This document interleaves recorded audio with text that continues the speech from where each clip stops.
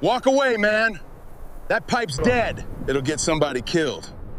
A dump truck lifts its bed at the edge of an old oil field lease, and rusted production tubing starts sliding out behind it, hammering into a pile that already stands taller than the men watching it. Two roughnecks laugh as Ray Tolliver steps into the mess, gets both hands around one joint, and drags it clear of the pile. Scrap buyers the other direction, cowboy. Truck leaves at 4. To them, he is fighting over something nobody wants. Before he takes another piece, he runs a cordless grinder across one rusted section. Orange scale disappears under the wheel. Sparks scatter across the dirt, and a strip of solid gray steel comes up underneath. The surface is ugly. The wall beneath it is still thick. He rolls that joint away from the damaged ones, and he marks it. Stay with this one all the way to the end, because what he does with that pile over the next 4 months is not what a single man standing on that lease would have guessed.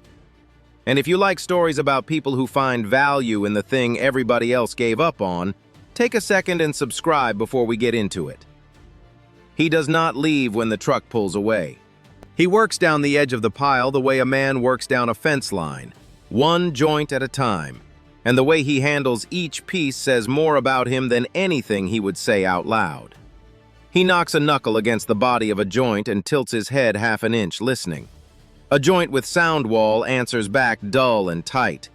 A joint eaten thin from the inside answers back hollow, and he lets that one lie where it is.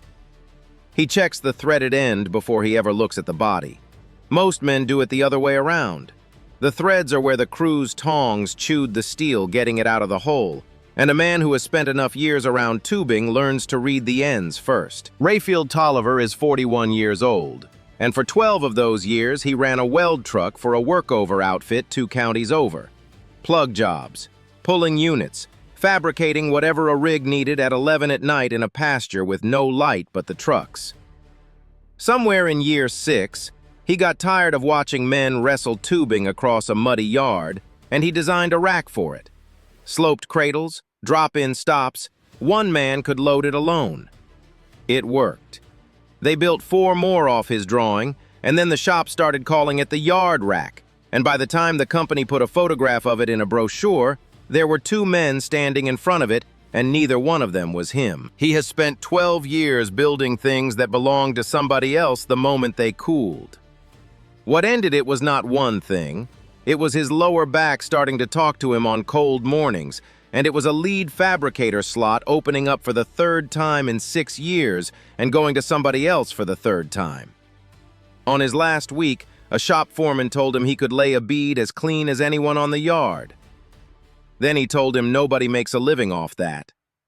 Ray did not argue with him. He finished his shift and turned in his notice.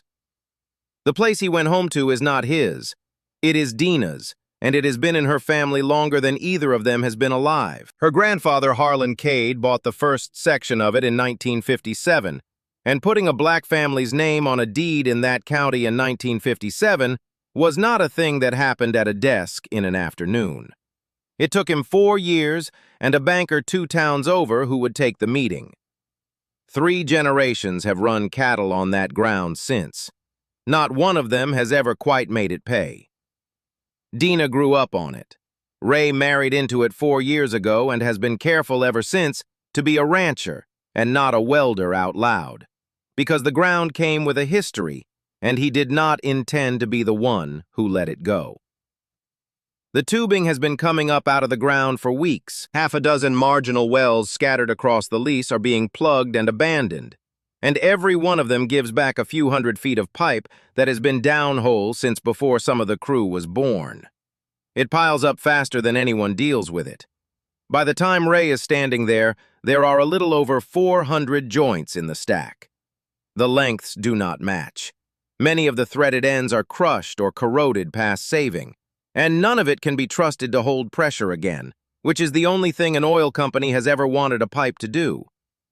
That is exactly why it is worthless to the men who pulled it out of the ground, and exactly why it is still more than strong enough to be a gate. Hauling it to the scrap buyer barely covers the fuel.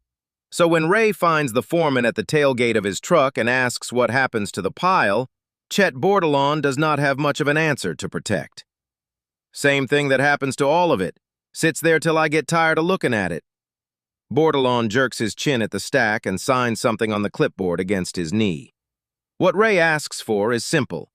Not the good joints, not a favor, just the loads that were already headed for the scrapyard, taken off the lease by somebody else.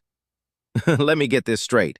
You want to volunteer to haul off my headache? Bordelon caps his pen and looks at him for the first time in the conversation, the way a man looks at a horse he suspects of being smarter than it lets on. Well, I'm not going to be the one talks you out of it. That is the whole negotiation. 2 days later, instead of turning south toward the scrap buyer, the contractor's driver turns off the county road and starts dropping loads in Ray Tolliver's yard. By the time the first load hits the ground, the material looks a good deal worse than it did on the lease. Distance was doing him a favor out there. A pile of pipe 200 feet away is just a pile of pipe. Up close, in his own yard, in his own light, every flaw has an address. Some joints are bowed enough to see without a string. Some have ends flattened into ovals where the tongs bit down and the crew pulled anyway. Some are pitted so deep along one side that the rust is not a coating anymore. It is a texture. He starts sorting it the same afternoon, and the sorting is not glamorous work. He rolls each joint out with a boot, sights down the length of it, and makes a call. Straight ones go right. Damaged ends that can be cut back go center. Anything bowed, split, or thin goes left, and the left pile is not small. He measures, he chalks, he rolls. He does it for 3 hours in the kind of heat where a man drinks water without noticing. 82 joints came off that first truss. When he finishes, he counts 23 he would put his name on. There are 4 more loads coming, and if the ratio holds, most of what lands in that yard is going to be something he moves twice and never uses. He does that math standing up, with his hands on his hips, in the last hour of daylight. Dina comes out onto the porch around 6 with the screen door easing shut behind her, and stands a while looking at ground that used to be where they parked. She does not say anything about it. She goes back inside and starts supper. There is a reason he is willing to spend 3 hours in that heat over free pipe, and it is sitting in a spiral notebook on the kitchen table. There are 7 gates on the Cade place. 4 of them are finished. One in the north pasture is wired shut with 2 strands of smooth wire because the latch tore out of the post the winter before last. One at the working pens has dropped so far that Ray has to get a shoulder under the free end and walk it open every time, and it is the gate he uses most. One between the traps is not a gate anymore in any real sense. It is a chain and a promise. Preg checking comes in the fall. Shipping comes after that. Both of those days involve sorting cattle at speed, through gates, with a crew, and a man who cannot close a gate behind a bunch of cows is going to lose them and lose the day. He priced heavy-duty gates in the spring at the farm store on the highway. That evening he writes the number down and multiplies it by 4. Dina keeps the book, and has since her mother kept it, and she puts it where they can both see it. The gate number sits in a column that already has feed in it, and vaccine, and a set of tires for the flatbed, and the well pump on the south side that has been running rough since March. The numbers do not work. They are not close to working. She does the thing that makes the rest of this possible, and she does it in about 4 seconds. She draws a line through the pump. It'll run through the fall or it won't. You've been staring at that pipe for 2 days like it owes you money. Go find out. It is not encouragement. It is a decision, made by the only person on the place with the standing to make it, about ground her grandfather spent 4 years getting his name onto. Ray tells her he will know inside a week. The next morning he pulls one of the good joints out of the right-hand pile and carries it to the old farm gate, leaning against the shop wall. The light one he patched twice and finally gave up on. He lays them side by side in the dirt. The difference is not subtle.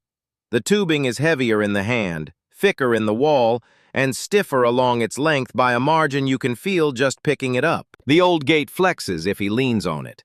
The oil field joint does not move.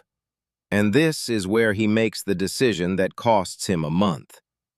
The old gate is 8 feet wide.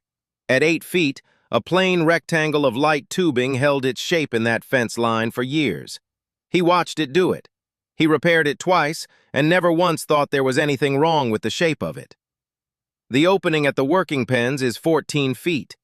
He copies the proportions of the old gate onto the new one, an outside rectangle, horizontal rails through the middle, nothing else, and trusts the heavier steel to make up the difference in span. He puts his faith in the material, which is the thing he knows best in the world, instead of in the geometry. He measures 4 straight pieces off the good pile, chalks matching cut marks across all 4, and carries the first set toward the shop. Before any of that pile is worth $1 to anybody, he has to find out whether 4 pieces of dead pipe can become a gate that actually works. Inside the shop, the first problem is not welding. The first problem is that round pipe will not hold still. Every piece he sets on the table wants to roll off it. He blocks each section with scrap wood, clamps the first 2 down, and only then starts squaring up a corner. Before he burns a single weld, he pulls a tape across both diagonals of the rectangle and shifts the corners until the 2 numbers match. It is not a decision. It is a habit 12 years deep, and he does it without thinking about it at all. The third piece looks fine right up until he brings it into position. The end has been flattened during removal. Not badly, but enough that it is an oval instead of a circle, and an oval will not sit flush against a round upright no matter how long he stares at it. He marks the pipe past the damaged section, cuts back to clean round steel, and then has to trim the matching piece on the opposite side so the frame stays even. The free material is already costing him the one thing the plugging crew was not willing to spend on it: time. Once all 4 pieces line up, he clamps the corners and tacks the frame together. Then the heat does what heat does. He pulls the tape across the diagonals again and finds one corner has walked on him. Not much, but enough that the rectangle is no longer a rectangle. He cuts the tack loose, pulls it back square, tacks it again. This time the numbers hold. He starts fitting the horizontal rails through the middle, measuring each gap before he tacks the next one in, working from the bottom up so the frame carries itself while he goes. By late afternoon, 4 sections of rusted Oilfield tubing are standing against the shop wall as a full gate frame. The welds still need finishing. It has no hinges and no latch. But the size is right, and he wants to see it in the opening before he does anything else. He walks it out to the pens and sets it against the posts beside the gate it is meant to replace. It fills the opening almost exactly. Getting the dimensions right was one thing. Now he has to hang all that weight off one side and find out whether it will still swing. He finishes the welds first, all the way around, then spends most of an hour with a grinder knocking down every rough edge and every proud bead along the rails. That part is not cosmetic. A gate lives in a place where cattle press against it and where a man reaches through it with his hand while 800 pounds of cow is moving past. On the hinge side, he welds 2 heavy lugs directly to the round upright, spacing them to match the steel pins already set in the corral post. At the latch end, he fits a simple slide bolt and marks where the keeper will sit on the far post. Then he stands back and looks at the problem he has built for himself. The finished frame is too heavy to hold in position by hand while he lines up hinges. Not close to it. So he stacks wood blocks under the latch end and lets them carry the weight instead. With the gate supported, he eases the hinge side toward the post and works the upper lug down over its pin. Then he goes back to the latch end, pulls one block, adds a thinner one, and lets the whole frame settle a 1/4 inch until the lower lug drops onto the lower pin. Only after both hinges are seated does he pull the blocks out from under it. The latch end stays where it is. It does not touch the ground. He puts a hand on the top rail and walks the gate through its full swing. It moves slower than the light gate it replaced. Noticeably slower, the way a loaded door moves. But there is no drag, no bind, and no groan out of the post. At the closed position, the bolt comes up against the keeper about half an inch high. He does not force it. He backs the keeper off, moves it down, and sets it again. Then he swings the gate shut, and the bolt drops into the keeper and seats with a short, flat sound. Metal into metal, the whole thing landing home in one motion. He opens it and does it again just to hear it. Over the next several days, he stops treating it like an experiment. Cattle move out of the trap and into the working pens twice that week, and both times he opens the gate ahead of them, swings it closed behind them, and drops the latch without breaking stride. He checks the welds after the first few days anyway, running a thumb along the corners, and leans his shoulder into the closed frame to see if anything shifts in the hinges. Nothing does. On the Wednesday, a bull calf that does not want to be where he is turns around in the alley and hits the closed gate square, hard enough that the sound carries to the house. Ray walks up expecting to find something bent. The gate has not moved. The calf has backed off and is standing there reconsidering. That is the moment he stops thinking of it as the first one. After that, it is just the gate. Bo Krieger comes by that Friday for 2 rolls of net wrap and sees it on the way in. That the lease pipe? The stuff they were pulling out over on the Kimbrough side? Ray tells him it is and keeps loading net wrap into the bed of Krieger's truck without slowing down. Huh. Well, oil company don't usually throw a thing away for no reason. Krieger says it the way men say things they do not expect to be argued with. Half to Ray, half to the pipe stacked across the yard behind him. Ray does not argue with him. He shuts the tailgate, walks ahead of the truck, and opens the new gate so Krieger can drive through it. The following week, on an ordinary morning after an ordinary sort, the bolt does not drop. Ray swings the gate shut the way he has 40 times, and the bolt comes up against the face of the keeper and stops. He backs it up and tries again. Same thing. So he gets a hand under the latch end and lifts, and he has to lift it most of an inch before the bolt lines up and slides. He checks the obvious things first, in order, the way he was trained to. The hinge pins are still seated, both of them. The lugs have not cracked or torn. He runs his eye along every weld he can reach and finds nothing opened up. The keeper has not worked loose on the post. He puts a wrench on it to be certain, and it is tight. Then he lets the gate hang free again and watches the latch end settle back down where it was. Nothing is broken. Everything is exactly where he put it. And the gate is an inch lower than it was on Monday. The next 2 weeks are not dramatic, and that is the worst part of them. Cattle crowd the closed gate every time they are penned to wait. They always have. They lean into it with their shoulders, rub along the rails, work up and down the length of it looking for a way through, and settle their weight against it while they stand there. Nothing charges it. Nothing hits it. Nothing breaks. The pressure just keeps arriving day after day against a 14-foot frame carried on one side only. The top rail starts to slope, not enough to see from the house, enough to see if you stand at the hinge post and sight down it. Every few days, he has to lift a little higher to make the bolt catch, and he starts doing it without thinking, the same way he has been doing it for 2 years on the old gate at the other end of the pens, which is the exact problem he built this thing to solve. He tells himself it is the post settling. He digs at the base of it with a bar and finds it tight. Then he notices, somewhere in the second week, that he has stopped sighting down the top rail when he walks past. That is not a thing he does. And then one morning he catches it with his ears before his eyes. He swings the gate shut and the bolt does not land flat. It scrapes down the face of the keeper first, catches the lip, and drags in. A longer, rougher sound than the one he stood there listening to on the first day. He stops with his hand still on the rail.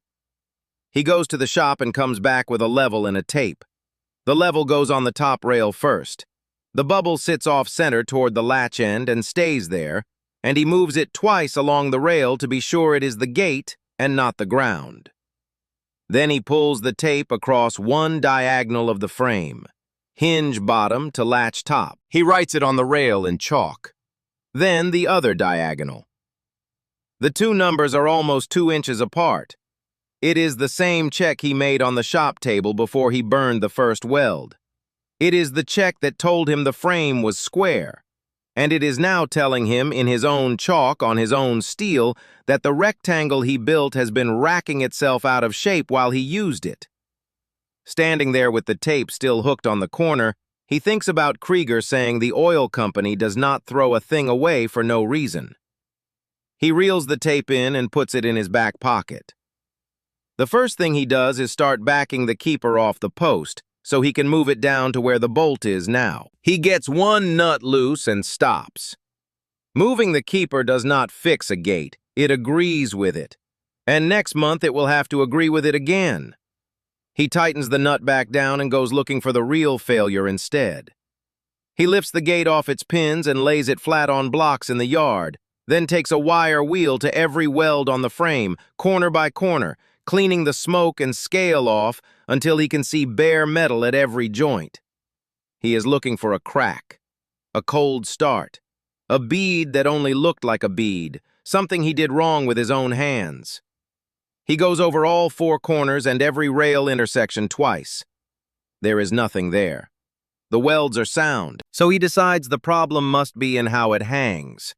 He shims the hinge lugs, packs the lower one so the whole gate sits a touch higher, and rolls the frame back toward the post at the top. He hangs it again. The bolt drops clean, and for about 10 seconds it looks like he has solved it. 2 days later, it is exactly where it was. He has spent a week hunting for a fault in the steel and a fault in his own welding, and neither one is there. That night, the frame is standing against the shop wall under the light, and he sits on an upturned bucket in front of it with his forearms on his knees, not working on it. 12 years he built other men's designs and never once had one come apart on him. This is the first thing he has ever made that was entirely his. No drawing from an office, no foreman's name on it, nobody to blame anywhere in the chain. And it is bending in his own corral, in front of his wife, on ground her grandfather spent 4 years getting his name onto. Dina comes as far as the shop door. She does not ask him anything.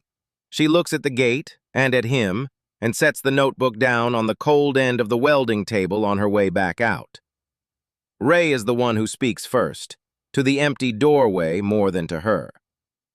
He says he is going to go ask somebody who has built more of these than he has. Dale Pruitt is 70 years old and has been building and hanging working gates on his own place and half his neighbors' places since before Ray was born.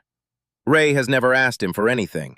They know each other the way men know each other at a sale barn and a co-op counter. Enough to nod, not enough to owe. What makes him load a bent gate onto a trailer at 7 in the morning and drive 9 miles is not the man's reputation. It is that he has driven past Pruitt's north fence line 100 times, and the gates on it are old, and they are square. Ray unloads the frame in Pruitt's yard and stands back out of the way. Pruitt does not touch it. He walks to the hinge end and sights down the top rail with one eye closed, the way a man sights a rifle barrel. He walks the length of it. He steps back 10 feet and looks at the outline of the whole frame against the ground, and takes his time doing that. Then he pulls a tape off his belt, runs it corner to corner both ways, and reads both numbers without writing either one down. He asks how wide the gate was that this one replaced.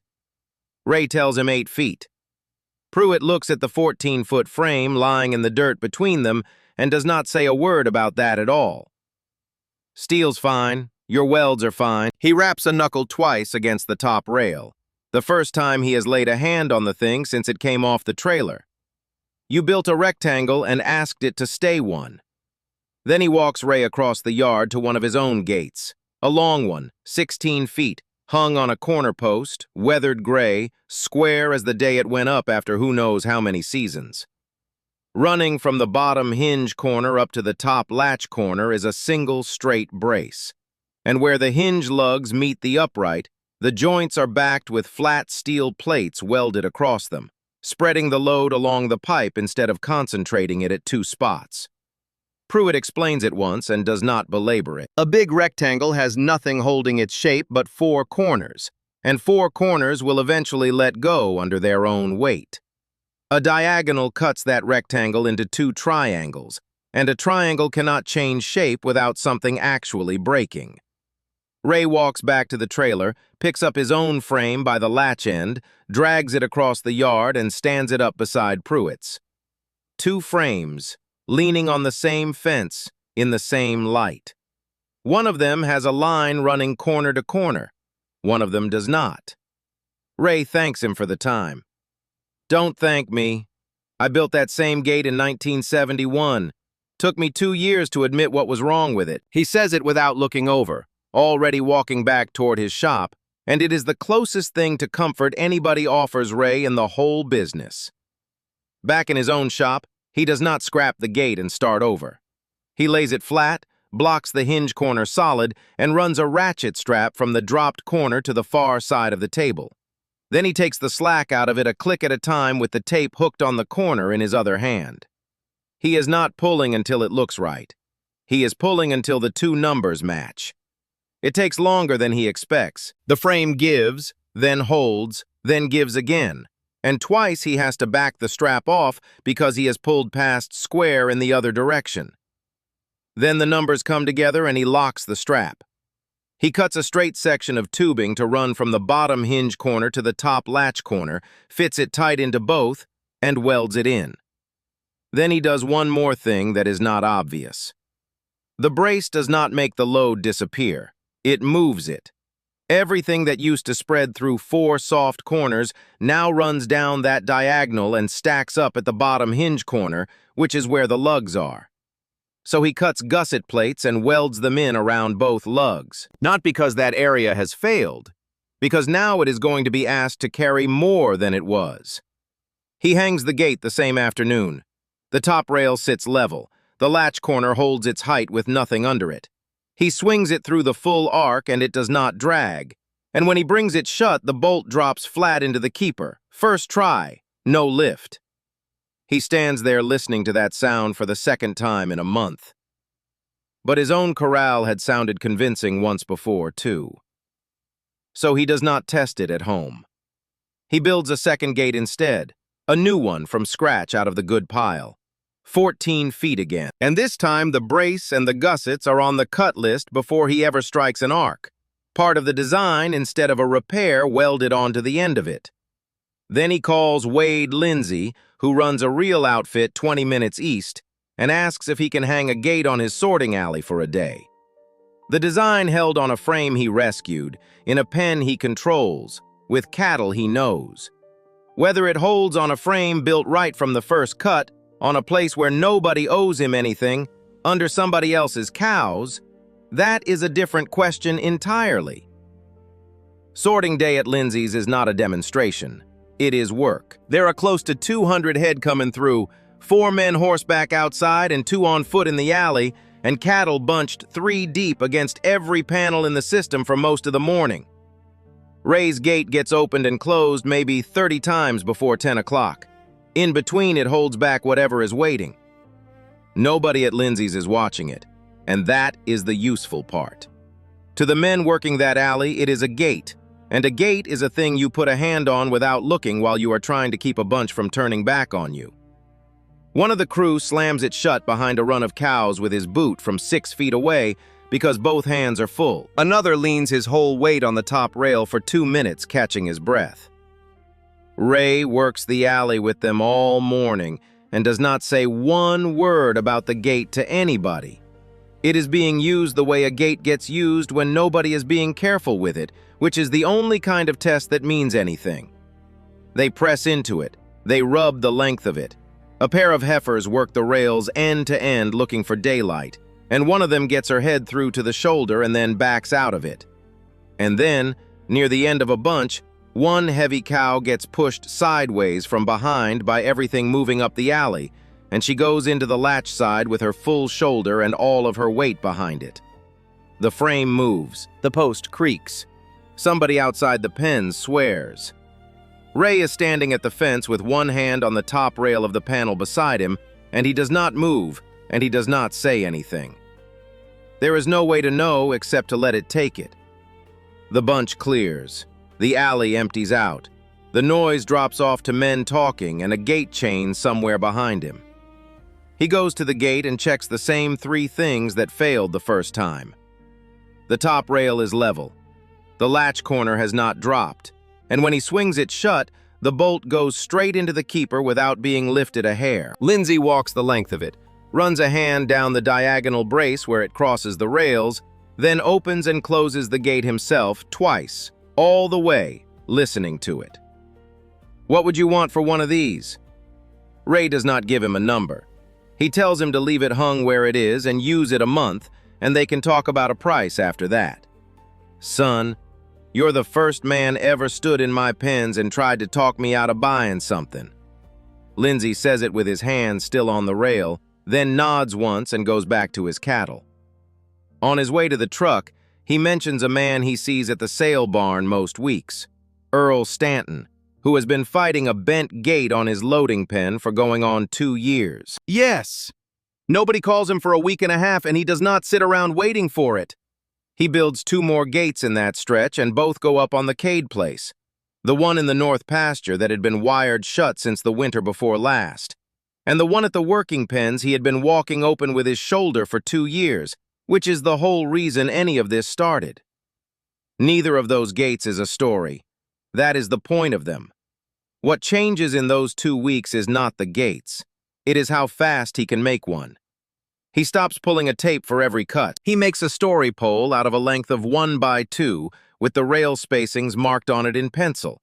And after that, the layout takes 4 minutes instead of 30. He works out the brace angle once, marks it on the shop wall, and cuts the rails to clear it before the frame is even tacked. He cuts gusset plates 6 at a time out of a scrap of 1/4-inch flat and throws them in a coffee can. A cut list goes up by the door on the back of a feed receipt. The first gate took him the better part of 3 days. The 4th one takes a day and a half. Earl Stanton calls on a Tuesday. His loading pen gate has been sagging for almost 2 years, and it has gotten to where he has to put a knee under the latch end and hoist it every single time he brings cattle up the chute, which is exactly when a man has the least attention to spare. There is a block of 4 by 4 under the free corner of it. He put it there in June to keep the gate off the ground, and he is still carrying it in his hand when he walks out to meet Ray's truck because he had to move it to get the gate open. Ray does not take his word for the measurements. He pulls the tape across the opening himself, and then he walks both posts. And then he tells Stanton something that costs him money. The hinge post is leaning, not badly, but it is out of plumb toward the opening and has been for a while, which is a fair part of why the old gate sits the way it does. A new gate hung on that post will start dropping too, slower than the old one, but it will drop. A new gate does not fix a bad post. Stanton stands there holding his block of wood and is quiet longer than he meant to be. Ray goes home and does the arithmetic before he says a number, and he does it honestly, which is a thing he has never had to do before. He counts what a gate actually costs him. Roughly 1 joint in 3 off that pile is usable, and being generous about it, and a 14-foot gate with rails and a brace eats 4 or 5 usable joints, wire and gas, cut-off discs, and he goes through more than he expected because rust is hard on a wheel. Hinge hardware and a slide bolt, bought new, because there is nothing on that lease worth reusing for a latch. Fuel out and fuel back with a gate on the trailer. He writes all of that down, adds it up, and shows Dina a number. She looks at it for a while, and then she asks him where the labor is. He tells her the pipe was free. The pipe was free. You weren't. She turns the notebook around and taps the column where she has been writing the days down since August, because she has been writing the days down since August. 9 days in the first one. 4 in the last one. Put it in the number, Ray, or don't ever tell me again what we're short. It is the single most expensive sentence anybody says to him all year, and it is the reason there is a business at the end of this instead of a hobby. He writes the hours in. Then he splits the whole thing into 2 numbers instead of 1. A price for the gate, and a separate price to pull the hinge post, set it plumb, and tamp it back in. He gives Stanton both, itemized, and lets him look at them. That's a lot of money for pipe somebody threw away. Stanton says it without heat, turning the sheet toward the light, the way a man does when he intends to argue about price as a matter of principle. Ray folds the tape measure closed and puts it in his back pocket before he answers. The pipe was free. The post work isn't. And the gate isn't. He does not come down. He tells Stanton he is welcome to price a heavy-duty 14-footer at the co-op in town with delivery on top of it, and that he will still be here afterward. Stanton folds the sheet in half and tells him to build it. The gate goes up on a Thursday. Ray pulls the leaning hinge post first, digs it deeper, sets it plumb, and tamps it in tight with a bar. That takes most of the morning, and none of it is interesting. Hanging the gate takes 20 minutes because he has done it 4 times now and knows exactly how many blocks he needs under the latch end. Stanton does not take his word for any of it either, which Ray does not hold against him. He gets down and looks at the welds at both bottom corners. He runs a hand along the brace. He puts a boot on the bottom rail and rocks his weight into it. Then he walks the gate through its full swing, out and back, and brings it around against the latch post. The bolt drops into the keeper, flat, clean, all the way home. Nothing lifted, no knee under it. He opens it and closes it one more time, the way a man does when the first one might have been luck. Only after that does he go to the house and come back out with the check. It is not a large check. It is the first money anybody has ever paid Rayfield Tolliver for something he designed. Lindsay pays for his at the end of the month and does not ask for a discount for having tested it. After that, it goes the way things go in a county where everybody sees everybody at the same sale barn on the same Tuesday. There are maybe 3 black cattlemen in those seats on a given week, and Ray is one of them, which means people know who he is before they know one thing about his welding. That has been true his whole life, and it cuts both directions. A rancher from the north side of the county calls in September and is straight about it. He is not buying a gate made of dead Oilfield pipe from a man he does not know on somebody's say-so. He wants to see one that has been in real use for months, with cattle on it, not a new one sitting in a yard. Ray does not argue with him. He tells him to be at Wade Lindsay's sorting alley on Saturday morning. The gate has been hung there since summer. It has worked 2 full sorts and a preg check crew. The top rail is still dead level, and there is a bright, polished stripe worn across the middle rails where a few hundred head have rubbed the rust off with their own hides. The man orders 2 before he leaves the pen. After that, Ray mostly stops having to explain the material. The argument he could never win standing in his own yard, that a joint of dead tubing carries more steel than anything hanging on a rack at a farm store, wins itself in about 4 seconds when a man puts his hands on a gate that has already been through a season. A fellow running yearlings east of town orders one in September, and a second before the first is delivered.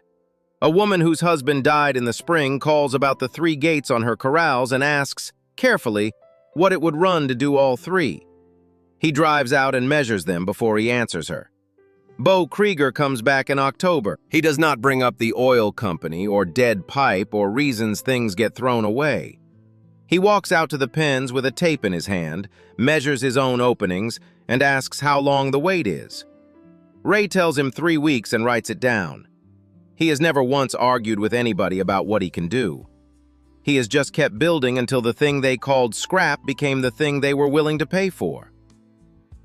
Rem time that fall, the yard stops looking like a wreck and starts looking like something else. The pile is not a pile anymore. The tubing is stacked in racks he built out of the pieces too bowed to use for anything else, sorted by length first and then by wall. And the way he checks the wall is the same thing he did the first day on that lease, with a grinder, taking the scale off one spot until he can see what is underneath. Usable joints on one side, joints that need an end cut back in the middle. The bad ones go out with the scrap hauler because there is finally enough good steel that he can afford to be picky. 3 frames are clamped up in the shop at once. One is waiting on hinges by the door. And in November, he does a thing that would not have occurred to him in June. He calls Chet Bordelon, not for a favor this time. He asks what the next plugging contract looks like and where it is, and then offers to pay a few dollars a load to have it brought to his place instead of the scrap yard. You're going to pay me for my garbage." Bordelon says it like a man who has decided not to ask any more questions and puts him down for the whole job. It is not much money. It is enough that the pipe keeps coming whether or not anybody feels like doing him a kindness, and Ray is clear with himself about why that matters. Dina starts a new page in the notebook that fall, and the columns on it are not the columns that were on the spring page. The pump on the south side gets fixed in October. There is enough sorted steel in those racks now to keep him building well into next summer. He is not going to get to all of it. One man, one welder, and 190 acres of cattle that do not care what is stacked in the yard. He has started thinking about that. Not seriously yet, but he has started. He looks out at it in the morning with coffee in his hand, and the word that used to be attached to all that steel does not come to him anymore. He is not looking at scrap. He is looking at inventory. He is out there with a chalk in his hand, marking the next set of cuts, when a pickup he does not recognize turns in off the county road. It comes up the drive slow, the way people drive when they are reading a place as they come. And his phone starts ringing before that truck has stopped moving. It is another rancher, from somewhere south of the river. He has heard about the gates. He wants to know whether Ray has enough of that old pipe left to build him two. He does not ask for 2 gates. He asks for 2 of Ray's. 12 years of building other men's designs, and it takes a stranger on a bad phone connection about 4 words to hand him the one thing that outfit never did. Behind him, the racks run the length of the yard. Same steel that came off that lease. Same rust on it. The same joints 2 men once stood and laughed at him for dragging out of a pile. Nothing about the steel has changed. What changed is that somebody was willing to look at it long enough to find out what was underneath. Most people have something like that pile somewhere in their life. A skill they stopped using. An idea somebody told them would never pay. If this one brought somebody to mind, send it to them. And if you want to keep hearing stories about people who built something out of what the world threw away, there are plenty more where this came from.